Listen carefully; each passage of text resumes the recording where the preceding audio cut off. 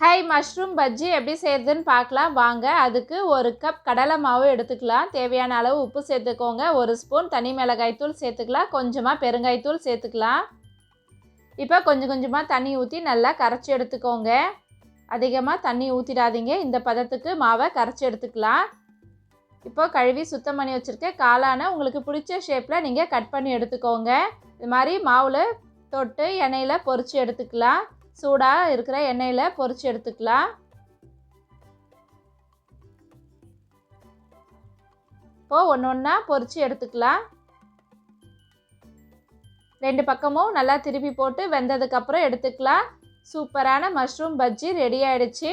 நல்லா சுட சுட மஷ்ரூம் பஜ்ஜி டீயோடு சாப்பிட்றப்போ சூப்பராக இருக்கும்.